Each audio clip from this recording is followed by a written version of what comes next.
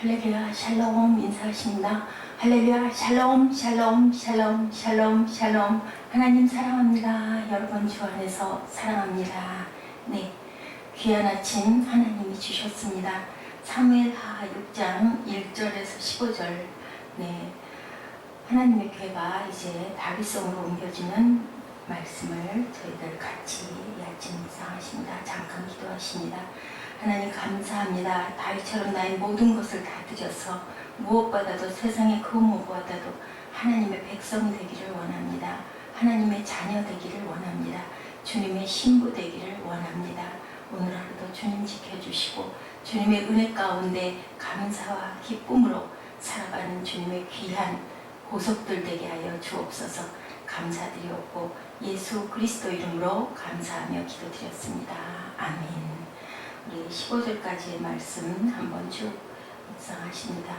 다윗이 이스라엘에서 뺀 무리 3만을 다시 모으고 일어나 그와 함께 있는 모든 사람으로 더불어 바알레유다로 가서 거기서 하나님의 궤를 메어오려 하니 그 궤는 그룹들 사이에 좌정하신 만군의 야훼의 이름으로 이름하는 것이라.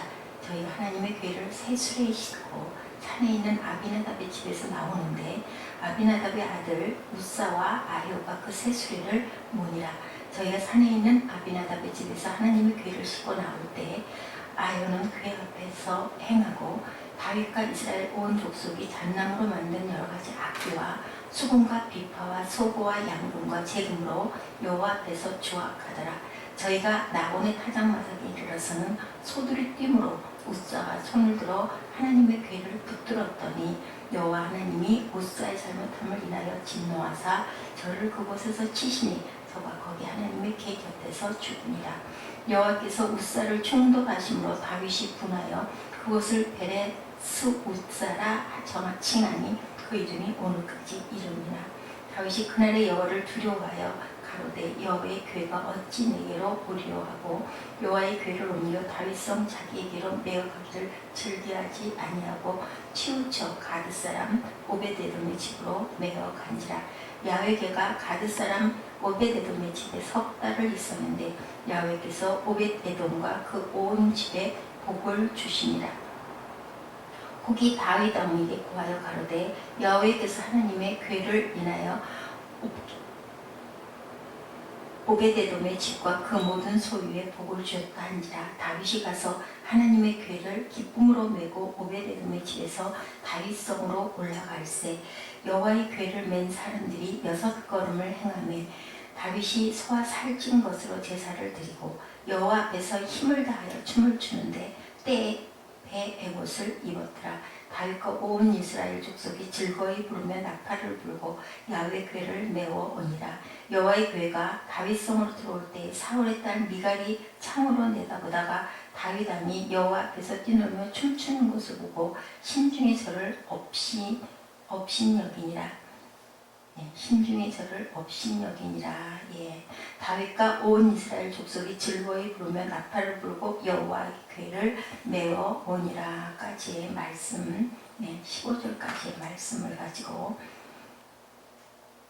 언약궤라는 그런 제목으로 여러분과 함께 은혜를 나누도록 하십니다.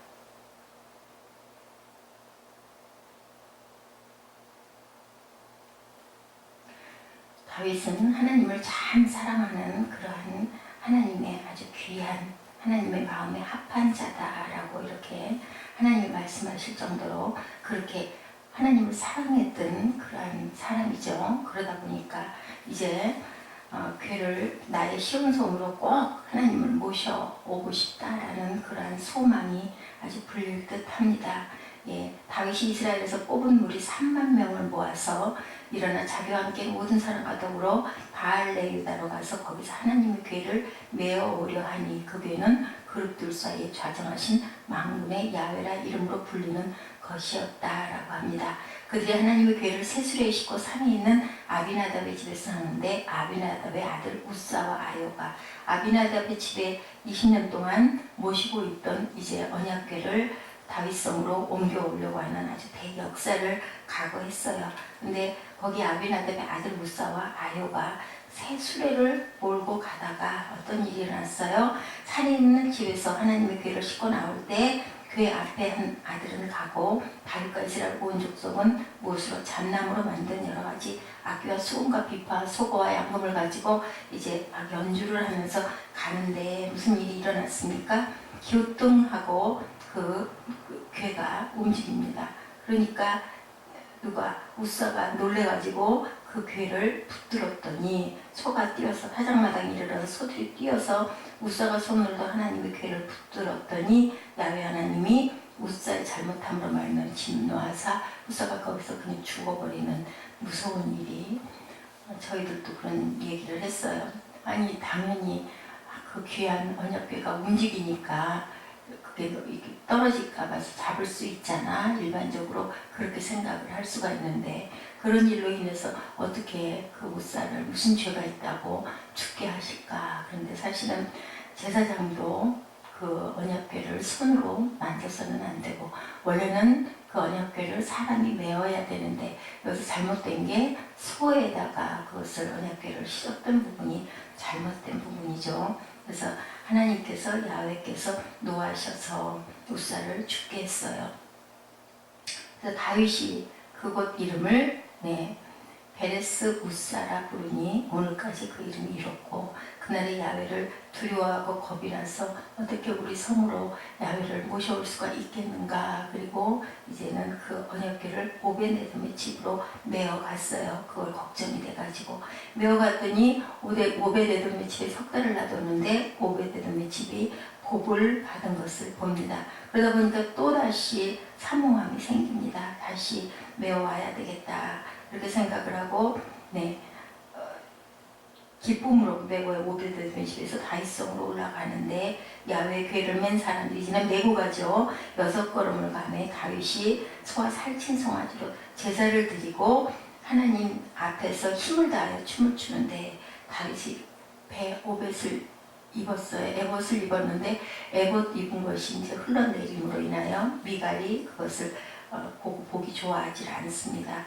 그 부분이 16절부터 쭉 나오는데 우리가 그 15절을 통해서 15절까지의 말씀을 통해서 한번 묵상하십니다.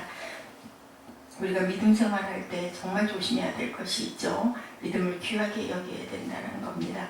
너무 우리가 좋은 것, 믿는 것 가까이 있으면 그게 귀한 것인 줄 몰라요.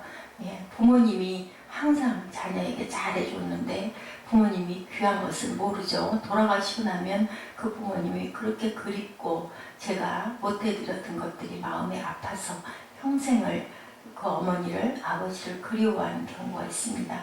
부부도 마찬가지고 자녀도 마찬가지죠. 항상 내 옆에 있을 줄 알았던 그런 그 부부가 어느 날 갑자기 좋지 못한 일로 인하여 한 사람이 먼저 세상을 떠난다든지 작은 오해로 인하여 아니면 어떤 피치 못할 사정으로 인하여 두 사람이 나뉘게 될 때 요즘에는 또 얼마 전까지 그랬죠. 자녀가 유학을 많이들 가다 보니까 엄마가 아이를 따라서 가서 아이의 시중을 두느라고 부부가 나뉘어 있을 때 또 생활고로 인하여 해외로 근무를 하게 나가서 근무하러 나가는 바람에 아내와 남편이 떨어져 있을 때 얼마나 어려움을 많이 겪습니까? 옆에 있던 사람이 항상 있을 때는 몰라요. 눈에 그 단점만 많이 보이고 불편한 부분을 서로 불평하다가 나뉘어 있으면 아주 그 부족한 부분이 많이 드러나죠. 우리가 이렇게 믿음도 마찬가지입니다. 우리에게 너무 가까이 있을 때 그 믿음이 귀한 것을 모릅니다. 우리가 믿음 생활한다라는 거, 하나님을 알게 됐다라는 것이 얼마나 귀한 것인데 무엇보다도 귀하죠. 천하보다도 귀하죠. 그런데도 그것을 모릅니다. 믿음은 우리를 구원하는 아주 귀한 것인데 사실 우리가 만약에 2000년이라는 세월이 있다고 보죠. 근데 사람이 살 수 있는 수명은 얼마일까요? 사람에 따라 다르지만 요즘에는 오래들 사신다고 그러죠. 그래서 보험도 100세 보험이 나왔다고 합니다. 그런데 보통은 70세, 80세 이상이 되면 거동도 힘들고 하고자 하는 것들을 마음껏 할 수가 없어요. 그러면 우리가 정말 뭔가 열심히 기쁘게 잘 할 수 있는 게 어린 나이 때는 또 어려서 철이 없어서 제대로 못하고 뭔가를 펴나가면서 잘할 수 있는 게 사람에 따라서 조금씩 다르지만 글쎄요 30대부터 시작해서 한 60대까지 3, 4, 5, 6, 한 40년 정도 4, 50년 그 정도 열심히 뭔가를 이루면서 살다가 결국은 우리가 돌아가는데 2000년이라는 세월 동안에 만약에 60년을 열심히 이루다 간다 하더라도 몇 년이에요? 1940년 정도는 그 정도는 무엇으로 보일까요? 엄청난 큰 거리예요. 그런데 2000년을 영원히 사는 것 아니면 60년만 살고 마는 것 여러분 같으면 어떤 것을 택하시겠습니까? 60년 산 나머지는 만약에 산다 하더라도 하고 싶은 거를 마음대로 못하고 몸이 불편한 채로 때로는 뭐 병으로 인하여 여러 가지 상황으로 인하여 마음껏 우리 기억력은 또 얼마나 약해집니까? 살 수 없는데 만약에 2000년을 하고자 하는 것들을 보고자 하는 것들을 또한 건강에 특별한 어떤 그 제약을 받지 않고 살 수 있다는 거 2000년뿐만이 아니죠. 영원히 살 수 있다. 그런 생명이 있어서 바꿀 수 있다면 여러분들은 어떤 것을 택하시겠습니까? 믿음은 이렇게 귀한 거예요. 믿음이 있음으로 인하여 믿음으로 말미암아 무엇을 했다? 구원을 얻었다라고 이렇게 주님이 말씀하고 계십니다. 성경에 누구를 믿으면 예수를 믿음으로 인하여 주님이 우리를 피값으로 사셨기 때문에 새로운 생명을 주신 거죠. 우리도 주님과 함께 우리는 모든 죄가 십자가에 못 박혀 장사되고 다시 주님이 부활하심으로 인하여 우리가 새 생명을 얻었으니 얼마나 귀합니까? 귀하지만 가까이 있다 보면 귀하다는 생각을 잊고 산다라는 거, 잃어버리고 산다라는 것이 매우 중요합니다. 믿음은 우리를 구원하신 아주 귀한 것인데 우리가 믿음을 가진다는 것은 어떤 소유가 아니라 높고 위대하신 하나님 앞에 어떻게 한다라는 거, 경배한다라는 거, 꿇어 엎드린다라는 것을 얘기합니다. 믿음을 우리가 가졌다라는 것은 하나님의 믿음에 우리 모든 것들을 전폭적으로 순종한다라는 뜻이 되죠. 그렇기 때문에 내가 사는 게 아니라 내 안에 계신 그리스도가 산다라고 말씀을 하세요. 그렇기 때문에 우리는 순종하는 자세, 엎드리는 자세이죠. 경배하는 자세이죠. 다윗은 하나님의 궤를 예루살렘에 가져오기를 굉장히 사모했습니다. 하나님의 사랑을 많이 받은 사람으로는 하나님의 상징인 언약궤를 꼭 우리 성에 저도 그럴 것 같습니다. 갖다 놔야지 마음이 얼마나 기쁘고 편안하고 푸근하겠습니까? 하나님의 궤를 예루살렘으로 가져옴으로 이제 예루살렘이 이스라엘의 백성들의 영과 육의 중심이다라는 생각을 하게 되죠. 군사를 3만 명을 동원해서 3만입니다. 3,000명도 300명도 아닌 3만을 동원해서 이 일을 합니다. 언약궤를 가져오려던 그의 첫 시도가 실패하죠. 우리가 읽어봤죠. 서가 뜀으로 언약궤가 쓰러질 것 같으니까 떨어질 것 같으니까 우사가 급한 마음에 손을 댔는데 그것을 하나님은 교만이라고 말씀을 하십니다. 우리가 이치적으로 보면 아유 급하니까 나도 모르게 손이 나갈 수도 있고 인 건데 그러면 안 된다는 거죠. 방법 자체가 틀렸던 거예요. 손을 얹은 게 잘못됐다라기보다는 저는 생각에 그것을 소에다 실은 것이 잘못됐다. 사람이 어깨에다 매달았으면 그런 일이 없었을 것이고 언약궤에다가 우사가 손을 댈 일이 없었는데 발단이 잘못된 겁니다. 수레에 태우는 것이 아니라 제사장이 메어야 했죠. 아주 잘하고 있는 것 같았지만 많은 사람을 동원하고 보기 좋게 앞에 뭐 많은 양금과 재금과 소고와 수금과 비파로 화려하게 기가 막히게 언약궤를 매가지고 치장을 하고 그렇게 출발을 했지만 이것은 뭐예요? 거치대가 대단했던 거죠. 수레에 태우는 것이 아니었는데 하나님이 말씀하신 명령과 법도를 우리가 지켜야 되는데 우사가 죽어버려요. 우사는 다윗의 교만이 다윗도 스스로 알지 못했던 그 교만으로 인하여서 죽고 우사의 교만은 또한 하늘을 찌른다라고 해석되어집니다.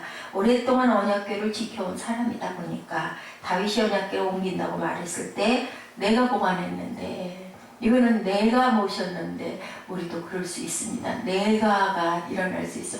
내가 어떻게 너희를 길렀는데, 내가 어떻게 당신에게 했는데, 내가 교회를 어떻게 그렇게 섬겼는데, 이렇게 되다 보면 내가 주인이 돼버리죠. 주인이 내가 보호했다라는 마음이 돼버립니다.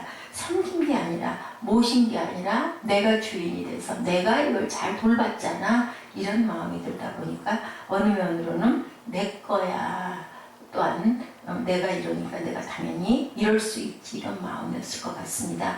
이 언약궤를 옮김에 있어 주도적 역할을 하려고 했죠. 언약궤 앞에 두렵고 떨리는 마음으로 섬기고 받든 것이 아니라 내가 보살필 거야 라는 마음이 있었다라는 거죠.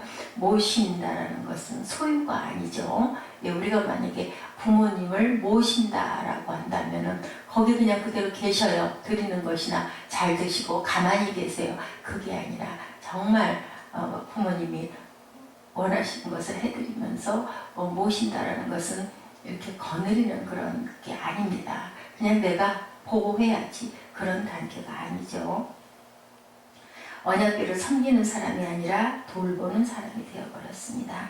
자신의 화려한 미래를 보장하는 언약궤를 잘 돌봤죠. 그래서 어떻게 합니까? 소가 움직여서 언약궤가 조금 흔들렸다고 큰일 난 듯이 아주 큰 동작으로 손으로 만지면서 자신이 돌봤어요. 사람들은 가만히 있는데 웃사만 언약궤를 만진 거죠. 언약궤 앞에서 주객이 전도돼 버렸습니다. 언약궤를 가지러 온 다윗 일행 앞에서 그동안 자신이 언약궤를 돌보았다라는 우쭐한 마음이, 주인의식이 발동이 됩니다. 성경은 언약궤를 제사장이라도 만지지 못하게 되어 있는데 자신이 멋대로 거룩한 그것에다 손을 댄 거죠. 함부로 어른을 모시다가 어른이 어떻게 됐다고 해서 그냥 경건한 마음도 없이 그냥 턱 가가지고 이렇게 쓸어 넘겼다든지, 이렇게 옷매무새를 고쳐드린다든지, 그것도 아주 우리가 조심스럽게 공경하는 마음이 됐으라는데 그렇지 못했다는 겁니다. 언약궤를 사랑했으나 언약궤 앞에서 두려운 일을 당한 다윗이 언약궤 옮기는 것을 그 일로 인하여 보류하고 돌아가죠. 그런데 언약궤가 머물러 있던 오베데돔의 집에 석 달을 모실 때 그 오베데돔의 집이 복을 받는 것이 들립니다. 다시 내가 언약궤를 정말 모셔올 거야. 오베데돔의 집에 둘 수가 없어. 두 번째 옮길 때는 어떻게 했어요? 정말 두렵고 떨리는 마음으로 그런 일이 일어나면 안 되니까 꼭 예루살렘으로 모셔와야 되니까 이제는 그대로 법칙을 지킵니다. 6발자국을 떼고 그것이 잘 됐나 살펴보고 제사를 드리죠. 다윗이 심령이 가난한 자가 되어서 너무 이게 꼭 가야 되는데 이런 사모한 마음으로 아주 경건하게 살피면서 갑니다. 그러다 보니까 어린아이와 같이 하나님 보시기에 이쁘라고, 내가 너무너무 기쁩니다 하고 다윗이 그 앞에서 춤을 추는 사건이 일어나죠. 민망하다 싶을 정도로 아이처럼 철저히 하나님의 말씀을 따라 언약궤를 옮깁니다. 참으로 귀하고 소중하게 다루고 있죠. 내 물건을 다루도록 한 것이 아니라 모시는 마음으로, 아시겠죠 여러분들? 모신다라는 거, 내가 그냥 돌보는 게 아니라 모신다라는 마음으로 그렇게 경건하게 무릎 꿇는 자세로 그렇게 언약궤를 옮기죠. 우리가 무엇을 이루었다는 자세로 믿음을 다루기 시작하면 아주 큰 위험에 빠진다라는 것을 우리가 생각해야 됩니다. 믿음을 대할 때 항상 어떻게 두렵고 떨림으로, 그래서 우리가 성물이라고 합니다. 그게 우상이 돼서는 안 된다라는 얘기들도 있지만요, 경건하고 두렵고 떨리는 마음으로 강대상을 닦고 또 성수를 뜨고 그것을 갖다가 올릴 때도 아주 조심스럽게 경건하게, 그리고 강단에는 아무나 접근하지 못하도록, 물론 이제 청소를 할 때는 그것을 청소하시는 분들이 열심히 하게 되고, 저희 교회처럼 이렇게 작은 교회는 제가 스스로 주변을 정리를 하고 합니다만은, 원래는 성전, 성소, 성자가 들어가는 것은 우리가 경건해야 되죠. 거룩해야 되는 장소입니다.